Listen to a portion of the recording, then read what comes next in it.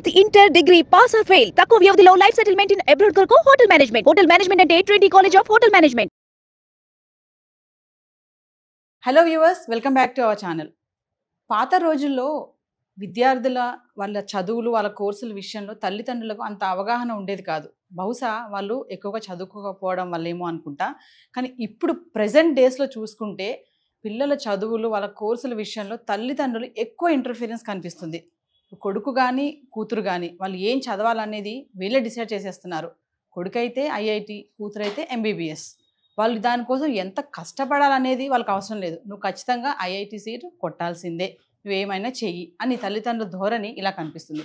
మరి చిన్నతనం నుంచే ఆ చిన్ననాటి బాల్యాన్ని పుస్తకాలకు బలి చేసి ఐఐటి ఫౌండేషన్లని, మరి ఇంటర్నేషనల్ టెక్నో స్కూల్స్లో లక్షలకు ఫీజులు కట్టి వాళ్ళ బాల్యాన్ని అంతా కూడా అక్కడే ఒత్తిడికి గురి చేస్తున్నారు. మరి విద్యార్థులు వారిపై ఒత్తిడి తల్లిదండ్రుల ప్రభావమా?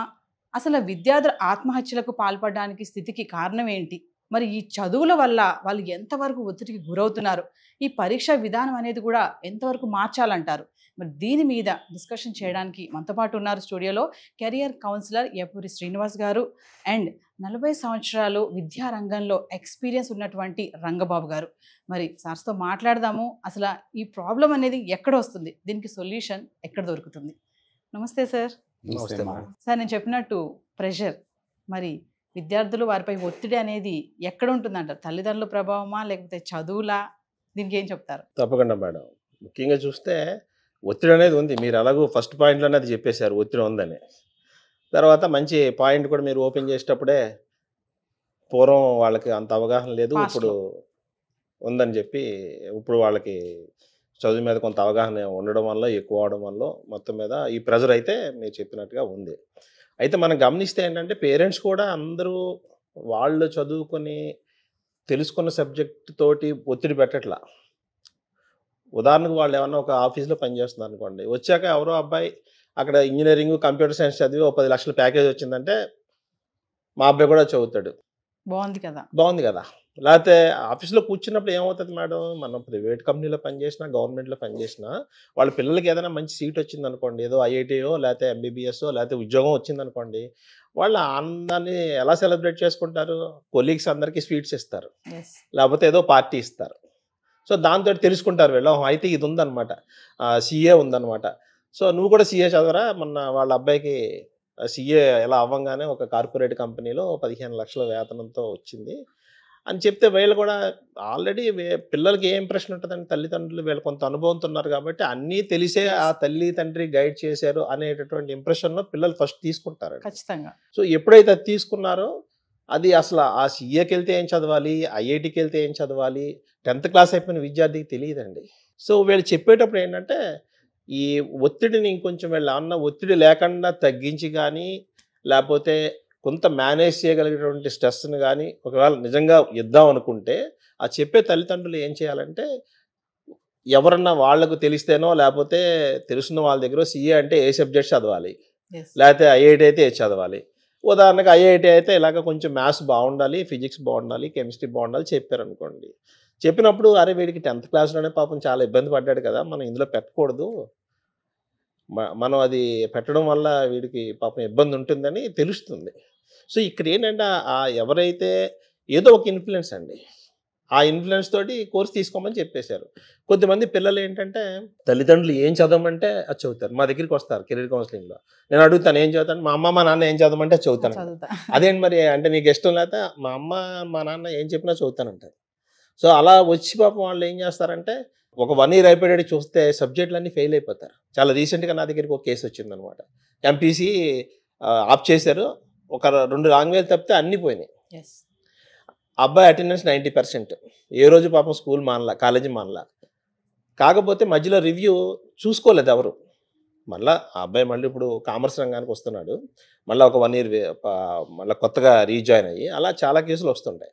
సో ఈ ఒత్తిడి తగ్గించాలంటే ఫస్ట్ ఏంటంటే పేరెంట్స్ ఏదో తెలిసిందే చెప్పేయకుండా కనీసం ఎవరో ఒకరిని అడిగి ఇది చదవాలంటే ఏముంటుంది, అంతగా కాకపోతే నెట్లో మీరు ఏ కోర్స్ చదవాలన్నా సిలబస్ ఉంటుందండి, అది డౌన్లోడ్ చేసుకుని వీళ్ళ టీచర్ ఎవరో ఉంటారు కదా, ఒకవేళ 10th క్లాస్ అంటే చాలా మందికి ప్రైవేట్ మన ట్యూషన్స్ ఉంటాయి, లేకపోతే స్కూల్లో క్లాస్ టీచర్తో అనుబంధం ఎక్కువ ఉంటుంది కొంతమందికి. ఇలా అనుకుంటున్నాం అంటే వాళ్ళు గైడ్ చేస్తారు, లేకపోతే ఏదో ఒక కెరీర్ కౌన్సిలింగో ఎంతో కొంత వాళ్ళకి అవైలబుల్గా ఉండే ఎవరో ఒకరు గైడ్ చేసే వాళ్ళ దగ్గరికి వెళ్తే కొంత ఒత్తిడిని తగ్గించవచ్చండి. రంగబాబు గారు, మీకు చాలా ఎక్స్పీరియన్స్ ఉంది టీచింగ్ ఫీల్డ్లో. మరి చూసుకుంటే ఇప్పుడు ఇంటర్మీడియట్ అయిపోయాక డైరెక్ట్గా ఎంబీబీఎస్, ఇంజనీరింగ్ అంటే ఈ రెండే ఉన్నాయా పిల్లలకి? ఇంక వేరే కోర్సెస్ లేవా అంటే తల్లిదండ్రులు కూడా చూసుకున్నా కూడా ఎంబీబీఎస్ కానీ ఇంజనీరింగ్ కానీ ఐఐటి ఇవే చూస్తున్నారు. అసలు మరి ఇవి కాకుండా ఇంకా ఏమేమి కోర్సెస్ చేయొచ్చు, వాటి వల్ల కూడా మంచి ఫ్యూచర్ ఉంది అంటే ఏం చెప్తారు సార్? చాలా రకాల కోర్సులు ఉన్నాయండి. ఎందుకంటే ఈ రోజుల్లో చదువు అంటే ఒక ఐఐటి, ఒక ఎంబీబీఎస్, లేదా ఒక సిఏ, లేదా అబ్రాడ్ వెళ్ళి ఎంఎస్ చేయటం, అక్కడ సంపాదించడం, అక్కడి నుంచి డబ్బులు పంపించడం, ఇదే తల్లిదండ్రులు చూస్తున్నారు. అంటే ఒక విద్యని ఒక కమర్షియల్గా చేసేస్తున్నారు అన్నమాట, ఒక వ్యాపారంగా. కాబట్టి ఒక కొడుకు ద్వారా కానీ కూతురు ద్వారా కానీ విద్య ద్వారా వ్యాపారం చేద్దామనే ఆలోచన తల్లిదండ్రులకు ఉంది తప్ప మన వాడు మంచి విలువలతో మన దేశానికి ఇక్కడే ఉండి మంచి పరిశోధనలు ఏమైనా చేసి సేవ చేయాలనే దృక్పథంతో ఎక్కువ తల్లిదండ్రులు ఉండడం లేదు. ఒకవేళ ఉండడం ఉంటే కనుక వాళ్ళు అనేకమైన కోర్సులు, అంటే వాళ్ళ పిల్లలకి ఏ ఏ కోర్సుల్లో ఏ రంగం పట్ల ఆసక్తి ఉందో ఆ రంగంలోకి వెళ్ళమని వాళ్ళు పిల్లల ద్వారా తెలుసుకుని పిల్లల తాలూకు ఆసక్తి ఏంటో అందులోకే పంపేవారు. కానీ కాదు, ఈ తల్లిదండ్రులు పిల్లల్ని నిర్బంధిస్తున్నారు. నువ్వు ఐఐటి సీటే తెచ్చుకో, లేదంటే ఎంబీబీఎస్ సీటే తెచ్చుకో, తద్వారా ఇట్లా వెళ్ళు. అట్లాగే అనేకమైన కంపారిజన్స్ కూడా చేస్తున్నారు. మీ పెద్దనాన్నగారి పిల్లలు చూడు, అక్కడ ఉన్నారు, ఇక్కడ ఉన్నారు, అమెరికా వెళ్ళి ఎంఎస్ చేసి బోర్డంత డబ్బు సంపాదిస్తున్నాడు కూడా, నువ్వు కూడా వెళ్ళి సంపాదించు. అట్లాగే మిగతా వాళ్ళతో కూడా కంపారిజన్ వచ్చేస్తున్నది అనమాట. ఆ కంపారిజన్ రావడంతో పిల్లలు ఏమీ చేయలేక తల్లిదండ్రులు చెప్పింది వినాలా, లేకపోతే తన అభిరుచి మేరకు వెళ్ళాలనేది తేల్చుకోలేక మొత్తానికి తల్లిదండ్రుల డామినేషన్ ఎక్కువ ఉంటుంది. కాబట్టి మరి వాళ్ళు చెప్పినట్టే వెళ్ళి చదవడానికి వెళ్తున్నారు. అయితే అక్కడ ఏం జరుగుతుందంటే ఆ చదువు అనేది కొంచెం కష్టతరం. ఎందుకంటే ఐఐటి అనేది మామూలుగా ప్రతి వాళ్ళు చదివేసేది కాదు కాబట్టి చాలా కష్టమైన పని కాబట్టి ఒక మహాయజ్ఞంలా చేయాలి కాబట్టి దానికి వాళ్ళు అంటే దానికి సిద్ధపడలేక కొంచెం ఒత్తిడికి లోనవుతున్నారు. ఆ రకంగా అనేకమైన ఆత్మహత్యలకి గురవుతుంది. వాళ్ళకి అనేక రకాలుగా కొంచెం ఒత్తిడి పెరిగి ఎటు వెళ్ళలో తేల్చుకునే పరిస్థితుల్లో ఒక ఒత్తిడికి గురయ్యి చాలా ఆందోళన కూడా చెందుతున్నారు ఈనాటి స్టూడెంట్స్. కాబట్టి వాళ్ళ అభిరుచి మేరకి ఆ రంగాల్లో పంపిస్తే బాగుంటుంది. అనేకమైన ఫైన్ ఆర్ట్స్ ఉన్నాయి, అట్లాగే రకరకాల ఆర్కిటెక్చర్ ఉంది, తర్వాత రకరకాల కోర్సులు ఉన్నాయి. ఆ కోర్సుల్లోకి వాళ్ళని పంపిస్తే ఇంకా మంచి మంచి ఎదుగుదల వాళ్ళు ఏంటంటే వాళ్ళ కెరీర్ ఇంకా బాగా మెరుగుపరుచుకోగలరని చెప్పొచ్చు. కాబట్టి ఏంటంటే విద్యార్థుల్ని ఏ రంగంలో వాళ్ళకి అభిరుచి ఉందో తెలుసుకుని ఆ రకంగా తల్లిదండ్రులు వారిని ప్రోత్సహిస్తే బాగుంటుందని నా అభిప్రాయం అండి. సార్, ఇప్పుడు యాజ్ ఎ కెరియర్ కౌన్సిలర్గా ఇప్పుడు పిల్లలు స్ట్రెస్ అని చూసుకుంటే సార్ చెప్పారు, నాట్ ఓన్లీ ఎంబీబీఎస్ ఇంజనీరింగే కాకుండా చాలా కోర్సెస్ ఉన్నాయని. మరి ఎందుకు పేరెంట్స్కి అర్థం కావట్లేదు? ఇప్పుడు ఐఐటి ఉంది అనుకోండి సార్, కాంపిటీషన్ కూడా చాలానే ఉంది కదా దానికి. అంటే 100 మంది రాస్తే 100 మందికి రాదు కదా, అందులో సెలెక్టెడ్ వాళ్ళకే వస్తుంది. మరి ఆ విషయాన్ని పేరెంట్స్ ఎందుకు గ్రహించట్లేదు అంటారు? మీ దగ్గరికి వస్తూనే ఉంటారు పిల్లలు, పేరెంట్స్. చాలా కేసులు మేడం. అంటే రంగబాబు గారు చెప్తూ చాలా మంచి విషయాలు టచ్ చేశారు. ఇలాగా ఫైన్ ఆర్ట్స్ లాంటి కోర్సులు ఉన్నాయి, చాలా కోర్సెస్ ఉన్నాయి. మీకు చిన్న ఉదాహరణ అంటే ఒక స్టూడెంట్ 6th క్లాస్ నుంచి తను ఉండే స్కూల్ మ్యాగజైన్కి మ్యాక్సిమం కంటెంట్ ఇస్తున్నాడు. కథల రూపంలో కావచ్చు, లేకపోతే స్కూల్ గురించి రాసేటటువంటి మెటీరియల్ కావచ్చు. 6వ క్లాస్లో మొదలుపెట్టాడు. దాంతోపాటుగా క్వారాలో ఆయనకు పేజీలు ఉన్నాయి. సాహిత్యం, ఒక మంచి నవల వస్తే దాని మీద విశ్లేషణ చేసే శక్తి ఉంది. అలాంటి అబ్బాయిని పాపం తీసుకొచ్చి ఎంపీసీ చదవాలంటే ఆ అబ్బాయి నాతో చెప్తున్నాడు, నాకు ఆల్రెడీ ప్రూవ్ అయిపోయింది, ఈ 4-5 ఏళ్ళ నుంచి చూస్తుంటే చిన్న లెక్క చేయడానికి చాలా కష్టపడుతున్నా, పెద్ద కవిత ఈజీగా రాస్తున్నా. రంగబాబు గారు టీచర్తో పాటు కవి కూడా.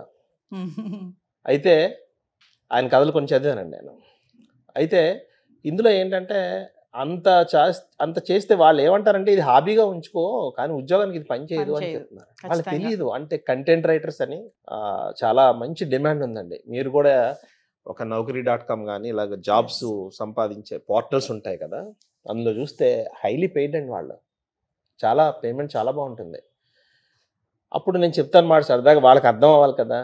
నేను చెప్తా, ఏంటండి మీరు ఆల్రెడీ ప్రూవ్ చేసుకున్నాడు కదా, మ్యాథ్స్ కష్టం అంటున్నాడు అంటే వీడికన్నా కొంచెం తెలివి తక్కువగా ఉన్న మా తమ్ముడు కొడుకు ఈజీగా చదివి పడేసాడండి. ఎందుకు చేయలేడు అంటే ప్రతిదీ ఆయన కంపేర్ చేసుకుంటా పర్లేదు చేసేస్తాడు ఇది కూడా. అంటే నేనేం చెప్తానంటే మీ అబ్బాయి పాస్ అవుతాడా ఫెయిల్ అవుతాడా అనేది పక్కన పెట్టేసేయండి. తను చేసేది తను ఆనందంగా చేయగలుగుతున్నాడా లేదా, భగవంతుడు మనకి ఇచ్చినటువంటి ఆయుష్ ఏదైతే ఉందో అందులో చేసే ప్రతి పని చదివే ప్రతి చదువుని మీరు ఎంజాయ్ చేయాలి ఫస్ట్. సో అలా చెప్తా ఉంటే కొంతవరకు వాళ్ళు మార్పులు కనిపిస్తూ ఉంటాయండి. తర్వాత వాళ్ళు ఇంకా ఫైన్ ఆర్ట్స్ చేసే పిల్లలు వస్తారండి.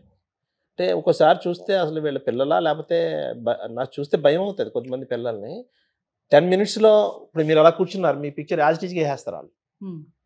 ఒకవేళ కలర్ కాంబినేషన్ మాత్రం 10 నిమిషాలు అంటే ఎంత కష్టమైంది చూస్తారు. చూసి ఫైన్ ఆర్ట్స్లో నేను కోర్స్ తీసుకుంటానంటే ఇంకా ఇంట్లో వాళ్ళు చుట్టాలను అడుగుతారు. అడిగితే వాళ్ళు ఏం చెప్తారంటే ఫైన్ ఆర్ట్స్లో ఏముంది చూడు అక్కడ రోడ్డు పక్కన బొమ్మలు వేసుకుంటున్నారు కదా ఎవరెవరినో చెప్తారు.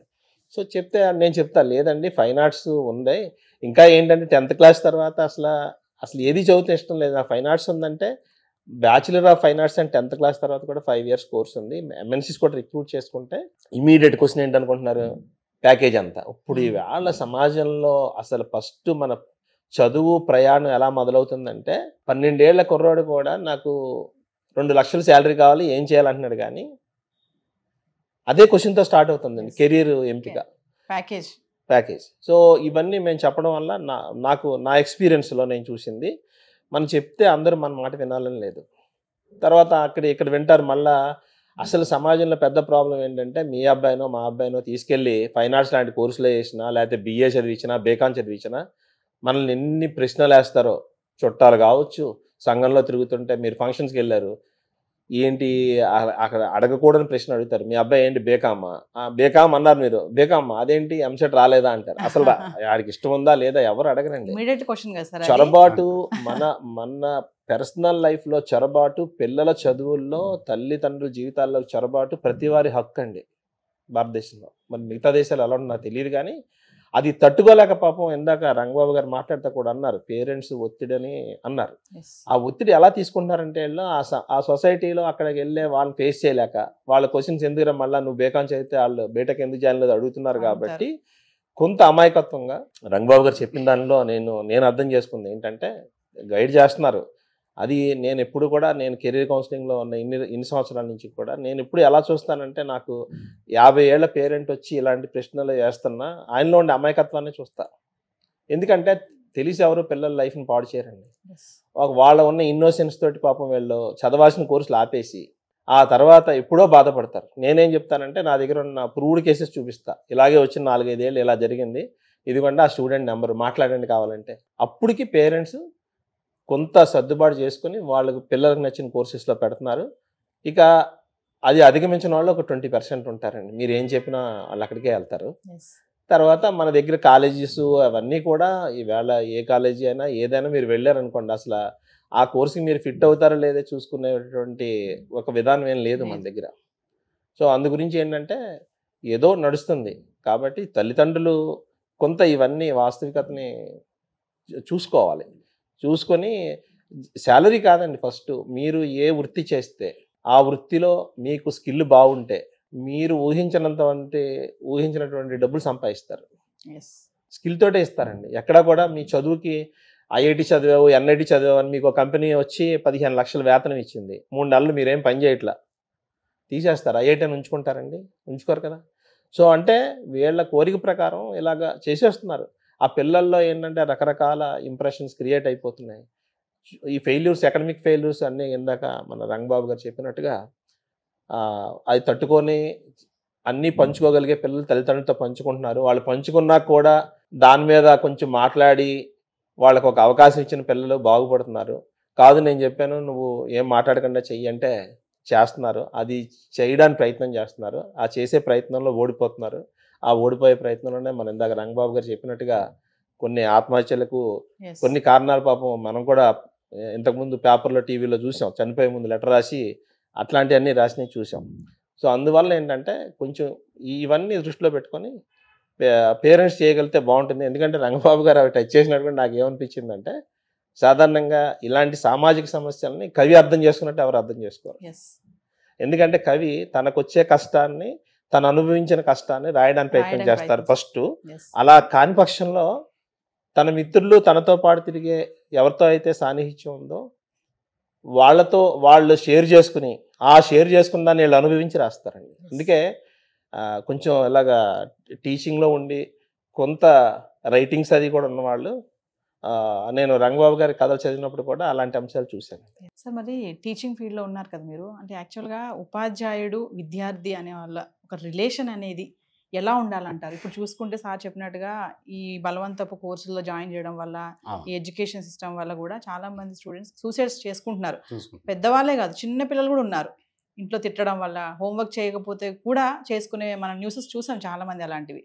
అంటే అసలు బాండింగ్ ఎలా ఉండాలి? అలాంటి ప్రెషర్ గురైనప్పుడు ఒక టీచర్ అనే వ్యక్తి స్టూడెంట్తో ఎలాంటి రిలేషన్ అనేది మెయింటైన్ చేయాలంటారు? చాలా మంచి ప్రశ్న వేశారండి. అయితే మనకి ఒక ప్రఖ్యాతమైన యాడ్ ఒకటి ఉంది.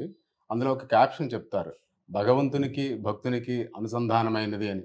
అట్లాగే ఆ టీచర్కి స్టూడెంట్కి ఉండే రిలేషన్షిప్ కూడా భగవంతుడికి భక్తుడికి ఉండే ఆ రిలేషన్ లాగే ఉండాలన్నమాట.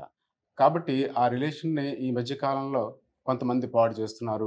కొంత మీడియాలో కూడా గురువులంటే కమెడియన్లుగా చూపిస్తున్నారు. ఇవన్నీ ఏంటంటే పిల్లల మీద కొంత ప్రభావం చూపించి గురువుల్ని ఎక్కువగా గౌరవించకపోవటం, అట్లాగా వస్తే వాళ్ళు లెక్క చేయకపోవటం, నిర్లక్ష్య ధోరణి చూపించడం, ఇవన్నీ కూడా జరుగుతున్నాయి.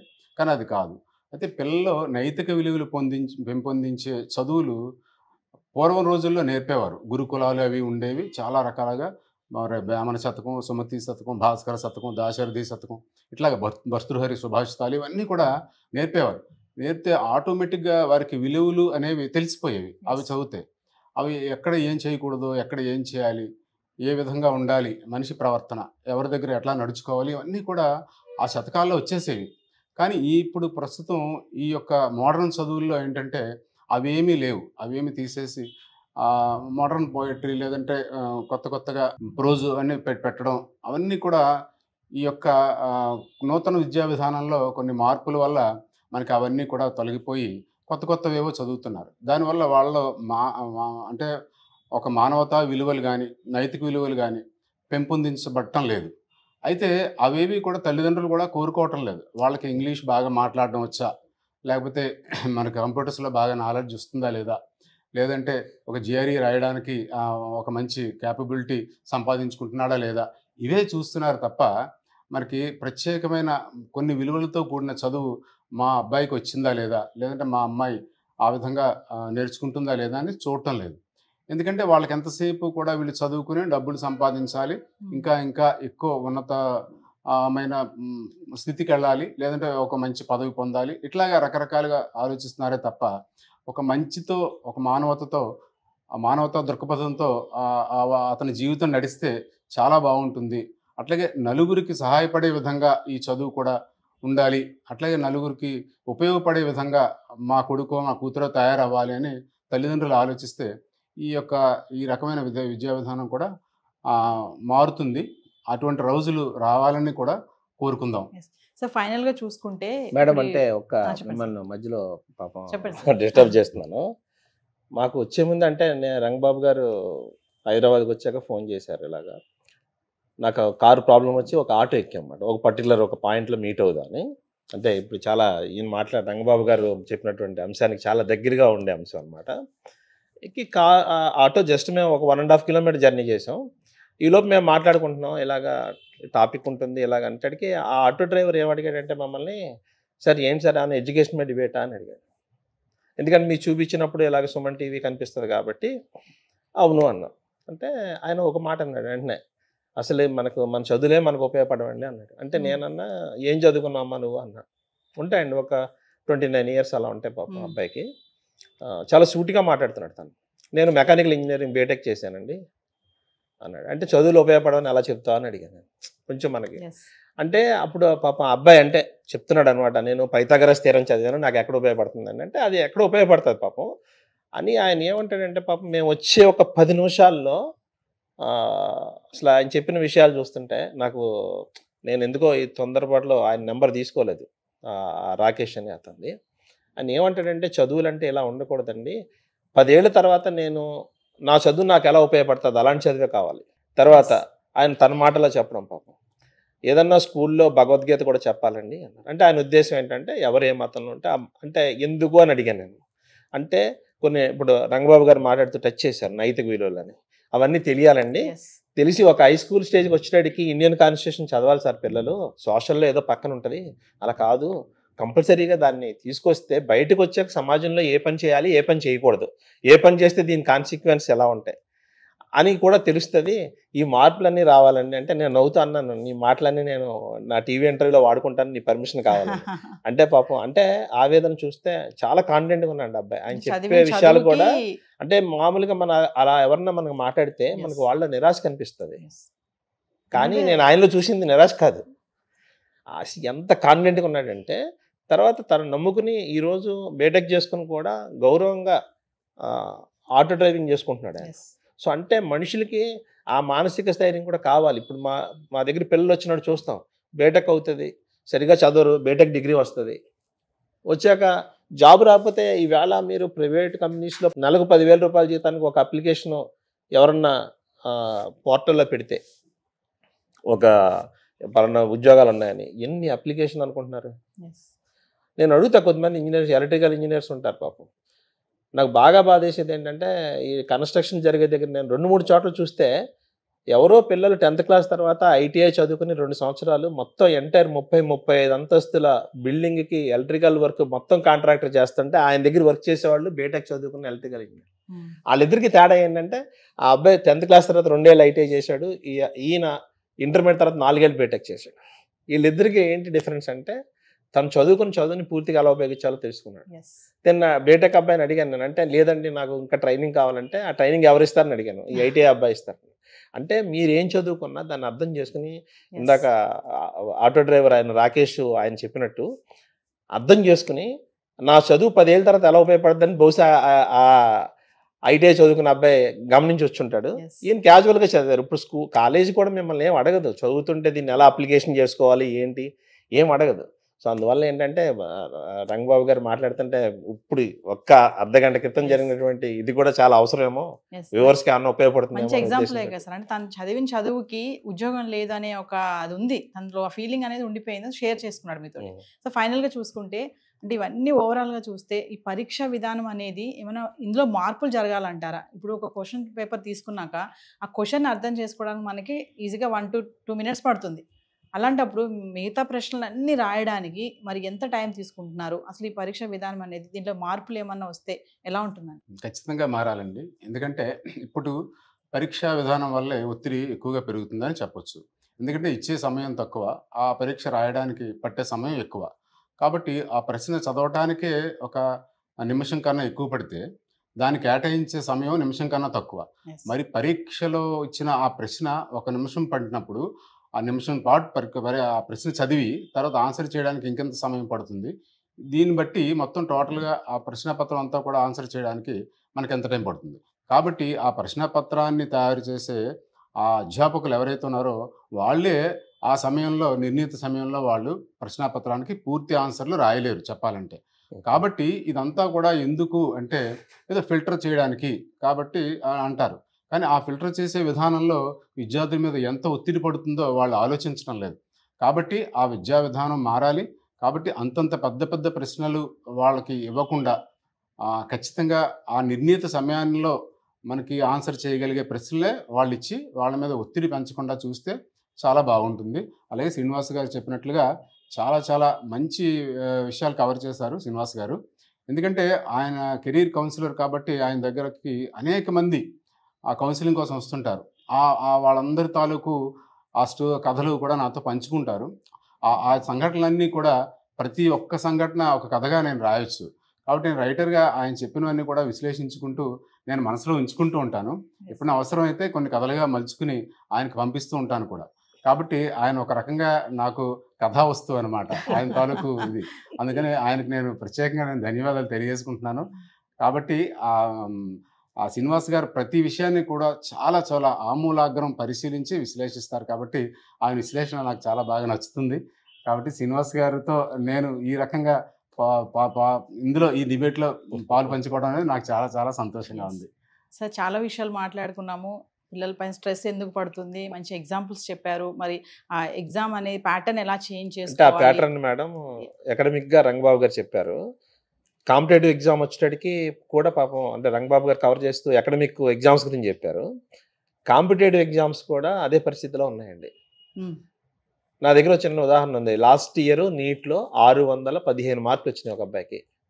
గాంధీ హాస్పిటల్లో అడ్మిషన్ వచ్చింది. 3 నెలలు కాలేజీకి వెళ్ళి నేను చదవలేనని మానేసాడు కోర్సు. ఉమ్, ఎవరైనా పిల్లలు టాప్ ర్యాంక్ వచ్చి ఐఐటీలో 100 ర్యాంక్ వచ్చి లేకపోతే నీట్లో 200 ర్యాంక్ వచ్చి వాళ్ళ పిల్లలు చదువు మానేస్తే తల్లిదండ్రులకి ఏమర్థం అవుతుంది? ఆ అబ్బాయి ఏంటంటే చిన్నప్పటి నుంచి గోల్ పెట్టేశారు, చదివాడు, ఇప్పుడు ఇష్టం లేదు మానేసాడు. సో అందువల్ల ఇక్కడ గమనించింది ఏంటంటే నేను ఆ అబ్బాయి అలాంటి ప్రొఫైల్స్ చూసినప్పుడు కాంపిటేటివ్ ఎగ్జామ్ విధానంలో కూడా మార్పు ఉందండి. అది మనం మార్పులు చేసుకోవాలి. ఉదాహరణకి నీట్ తీసుకోండి. ఇప్పుడు ఎందుకంటే చాలా పెద్ద భారతదేశంలో నీట్ మీద ఒక డిబేట్ జరగని ప్లేస్ లేదు. అంటే రంగబాబు గారు చెప్పినట్టుగా మార్కులు విధానం మారాలంటే డెఫినెట్గా, ఎందుకంటే నీట్ తీసుకున్నాను అనుకోండి మీరు 4 సబ్జెక్టులు అంటే బాటనీ, జువాలజీ, ఫిజిక్స్, కెమిస్ట్రీ 4 సబ్జెక్టులు సమానమైన వెయిటేజ్ తోటి ప్రశ్నలు ఉంటాయండి. ఒక డాక్టర్గా మీరు వెళ్ళేటప్పుడు బాటనీకి, ఫిజిక్స్కి తక్కువ వెయిటేజ్ ఇవ్వాలి. 720 మార్కులు అన్ని 45 క్వశ్చన్స్ ఉంటాయండి. ఈచ్ 4 మార్క్స్ మీరు 180 తోటి 720 ఉంటాయి. భారతదేశ విద్యా విధానంలో బహుశా భవిష్యత్తులో నా మార్పులు చేస్తారేమో అని కోరుకుంటున్నాను నేను. అంటే పర్టికులర్గా మీరు ఒక మెడికల్ డాక్టర్ కావాలి. మీరు చదువుకొని 4 సబ్జెక్టుల్లో మీరు మెడికల్ డాక్టర్గా వచ్చాక ఎక్కువ ఉపయోగించుకునే జువాలజీ, కెమిస్ట్రీ, ఫిజిక్స్, బాటనీ తక్కువ ఉంటుంది. సో అందులో ఎగ్జామినేషన్ కండిషన్లోనే మీరు కొంత వాటిని వెయిటేజ్ తగ్గించి వీటికి మార్కులు పెంచితే నిజంగా ప్యాషన్ ఉన్న వాళ్ళు, నిజంగా మెడికల్కి పనిచేసే వాళ్ళు వస్తారు. ఇవన్నీ ఇలా లేకపోవడం వల్లే నీట్ లీకేజ్ అండి. ఇక షార్ట్ కట్ ఏమవుతుందండి, నా కొడుకో లేకపోతే నా కూతురో డాక్టర్ అవ్వాలని మీరు నీట్ లీక్ చేసిన వాళ్ళు ఎవరన్నా పిల్లలు వాళ్ళ నాన్న దగ్గరికి వెళ్ళి వాళ్ళ అమ్మ నాన్న దగ్గరికి వెళ్ళి డాడీ నీట్ లీక్ చేయని అడిగాడా? ఆ గోల్ ఇక్కడ పెట్టారు కాబట్టి మీరు ఇందాక ఒత్తిడి అన్నారు కదా, ఇక ఆ ఒత్తిడి నా కొడుకో కూతురో అధిగమించలేనప్పుడు తండ్రిగా నేను కూడా తప్పు దోవలు తొక్కి చేస్తేనే ఈ లీకేజ్ వచ్చింది. సో అందువల్ల మార్కుల విధానం మారాలి కంపల్సరీగా. అలాగే ఇప్పుడు ఐఐటీస్ ఎగ్జామ్ పెడతారు. కంప్యూటర్ సైన్స్కి ఏ స్టూడెంట్ ఫిట్ అవుతాడు, మెకానికల్కి ఏ స్టూడెంట్ ఫిట్ అవుతాడు కూడా ఇవ్వాలి. మనం ఇవ్వట్లా. మనం టోటల్ ర్యాంకింగ్ని బట్టి వాళ్ళ ఆప్షన్స్ అంతా గందరగోళం అండి. అందువల్ల మార్కుల విధానం రంగబాబు గారు చెప్పినట్టుగా అకాడమిక్తో పాటుగా కాంపిటేటివ్లో కూడా మారిస్తే, ఇప్పుడు ఇప్పుడు 600 చిల్లర వచ్చిన అబ్బాయి ఎందుకు ఇంట్రెస్ట్ పోయింది? ఫిజిక్స్లో బాగా వచ్చినాయి మార్కులు, కానీ ఫిజిక్స్ ఇక్కడ మెడిసిన్లో అది లేదు, అందువల్ల ఫెయిల్ అయ్యాడు. కానీ మనం ఏంటంటే మార్కులు వచ్చినాయి కాబట్టి ఎస్ ఈజ్ ఎలిజిబుల్ అని. అందువల్ల ఏంటంటే కొంచెం అకాడమిక్తో పాటు ఈ కాంపిటేటివ్ కూడా మారితే మీరు అనుకున్నట్టుగా పాపం మీరు మంచి ఉద్దేశంతో ఈ ప్రోగ్రాం పెట్టారు. ఒత్తిళ్ళు తగ్గి వాళ్ళకి కావాల్సిన కోర్సులు ఎవరు చేయగలరో చూసుకుని చేస్తే దేశానికి చాలా మంచిదండి. బ్రైట్ ఫ్యూచర్ కూడా ఉంటుంది వాళ్ళకి. అంతే కదా మేడం. సో వ్యూవర్స్, మరి విన్నారు కదా రంగబాబు గారు అండ్ శ్రీనివాస్ గారు మాటల్లో. ఇప్పుడు టార్గెట్ పెట్టి నువ్వు ఎంబీబీఎస్ సీట్ కొట్టాలి, ఖచ్చితంగా ఐఐటి సీట్ కొట్టాలి అని పిల్లలపై ఒత్తిడి పెంచే తల్లిదండ్రుల కోసమే మేము డిస్కషన్ చేయడం జరిగింది. మరి చూడండి, పిల్లల పైన ప్రెషర్ పెట్టకండి. వాళ్ళు ఏం చదువుతారు, ఏ కోర్స్ చేస్తే వాళ్ళ ఫ్యూచర్ బాగుంటుంది అనేది వాళ్ళతో కూర్చొని డిస్కషన్ చేయండి. అలాగే ఫ్యాకల్టీ అండ్ స్టూడెంట్ వాళ్ళ యొక్క రిలేషన్షిప్ అనేది ఎలా ఉండాలని కూడా రంగబాబు గారు చాలా క్లియర్గా ఎక్స్ప్లెయిన్ చేశారు. పిల్లలు టీచర్తో ఎంతసేపు టైం కేటాయిస్తున్నారు, పేరెంట్స్ కూడా అడగాలి వాళ్ళని. నువ్వు టీచర్తో బాండింగ్గా ఉండాలి, ఫ్యాకల్టీతో బాండింగ్ ఏర్పాటు చేసుకోవాలి. సో ఇలాంటి విషయాలన్నీ కూడా మనం డిస్కషన్ చేయడం జరిగింది. మరొక ఇంట్రెస్టింగ్ టాపిక్తో మరొక డిబేట్లో మళ్ళీ కలుద్దాం. This is Naveena signing off. Thank you sir. Thank you sir. Suman టీవీలో మీ పర్సనల్ అండ్ బిజినెస్ ప్రమోషన్స్ కోసం కింది నెంబర్కి కాంటాక్ట్ చేయండి.